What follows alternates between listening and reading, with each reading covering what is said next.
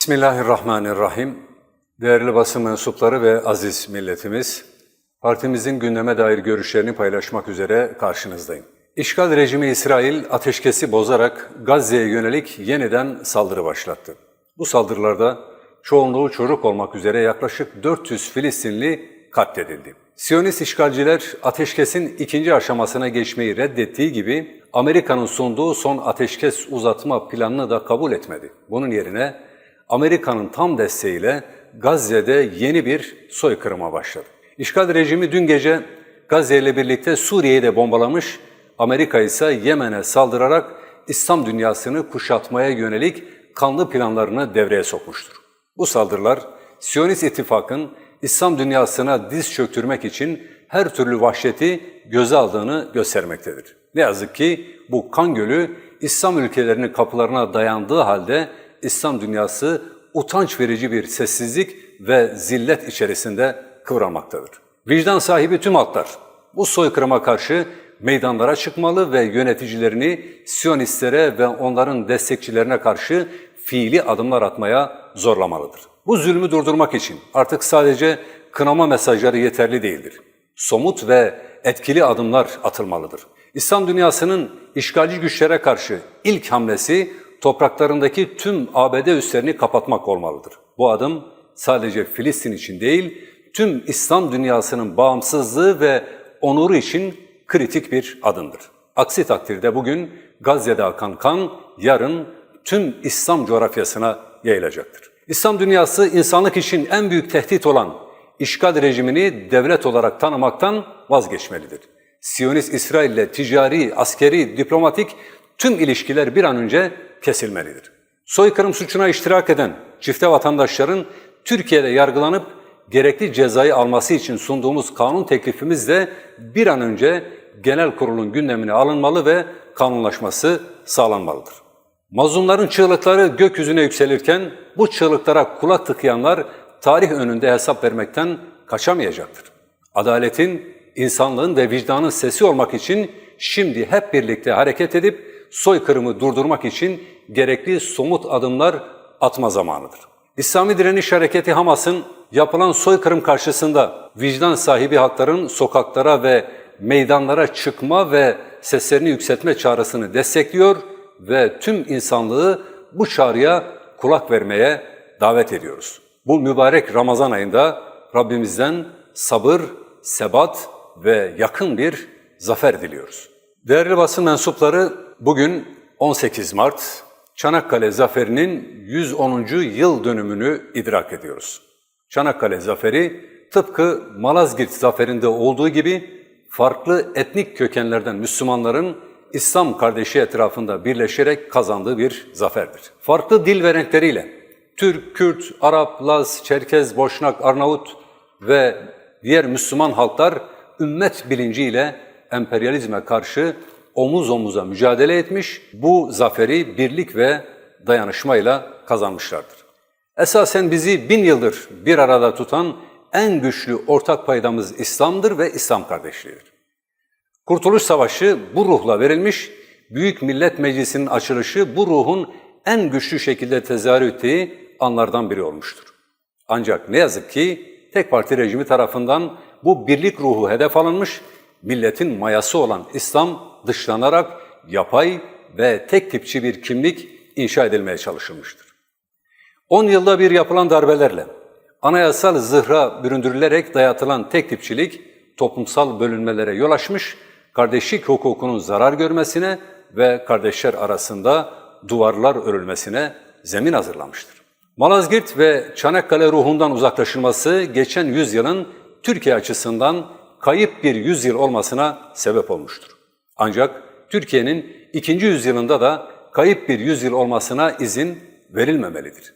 Bunun için Çanakkale ruhunun yeniden ihya edilmesi zaruridir. Bu bağlamda Çanakkale şehitlerinin mirasına sahip çıkmak sadece anmakla değil, bu ruhu ihya etmek, yaşamak ve yaşatmakla mümkündür. Çanakkale ruhu hukuktan eğitime, anayasadan devlet politikalarına kadar her alanda kendini göstermelidir. Hak ve adalet temelinde birliğimizi perçinleyerek ortak bir gelecek inşa etmek hepimizin görev ve mesuliyetidir. Çanakkale ruhu, milletimizin yeniden ayağa kalkmasının anahtarıdır.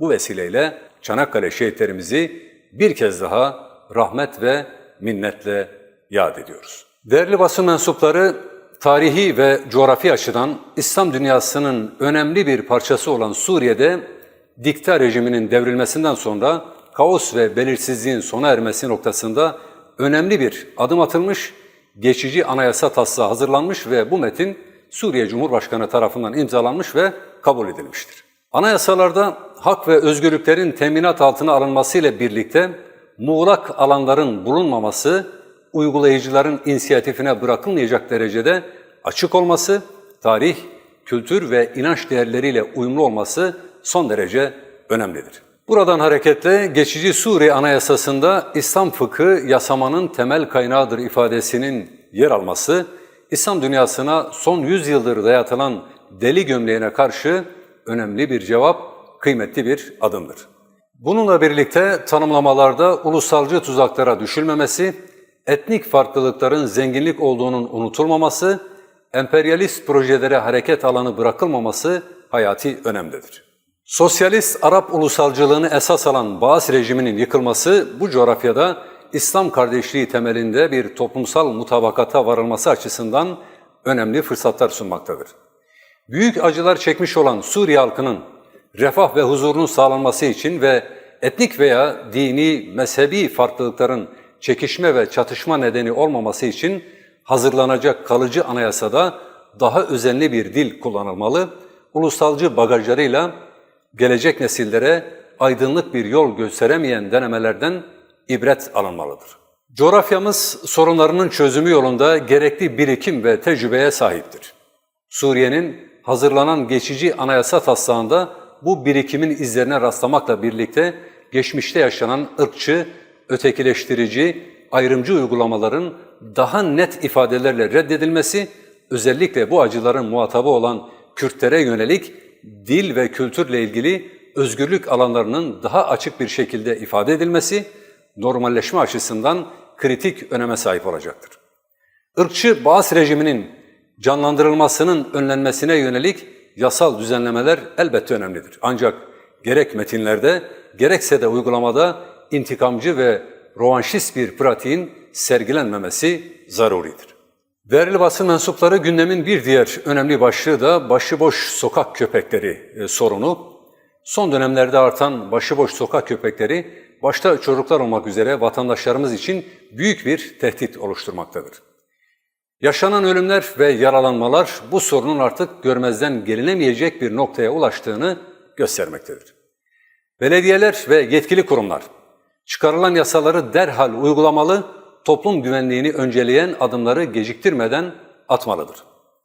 Başıboş hayvanların güvenli ve sağlıklı ortamlarda barındırılması, sağlık kontrollerinin düzenli yapılması ve üreme kontrolünün sağlanması artık ertelenemez bir zorunluluktur.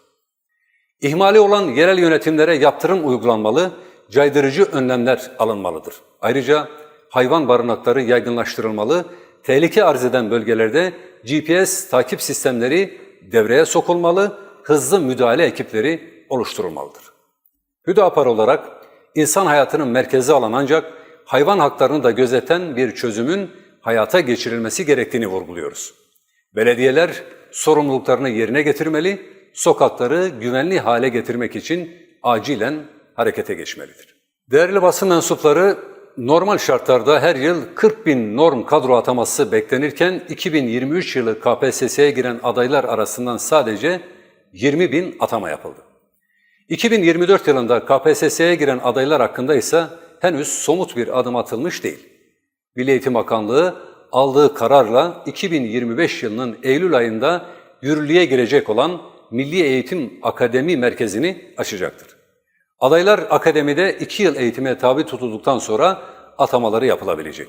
Hal böyle olunca 2 yıl daha atama yapılamayacaktır. 2024-2025 eğitim öğretim yılında 86.136 ücretli öğretmenle eğitim süreci yürütülmektedir. Ücretli öğretmenler haftada 30 saat derse girmeleri karşılığında bile asgari ücretin altında bir ücret almaktadır. Aynı zamanda çalıştıkları gün sayısınca sigorta primleri yatmaktadır.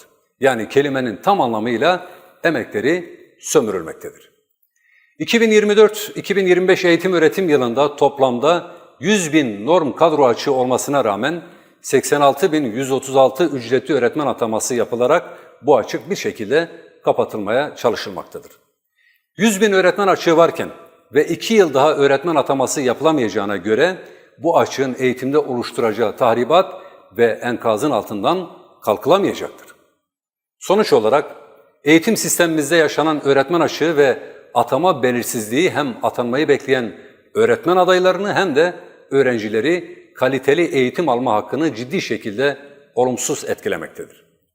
Milli Eğitim Akademisi uygulaması eğitimin niteliğini artırma amacı taşısa da 2 yıl boyunca öğretmen ataması yapılmaması mevcut öğretmen açığını derinleştirecek ve eğitimin kalitesinde ciddi düşüşlere yol açacaktır. Bu sorunların çözümü için öncelikle mevcut öğretmen açığını kapatmak adına liyakat ilkesinden ödün verilmeksizin acil atama planları oluşturulmalı ve bekleyen öğretmen adayları kadrolu olarak istihdam edilmelidir.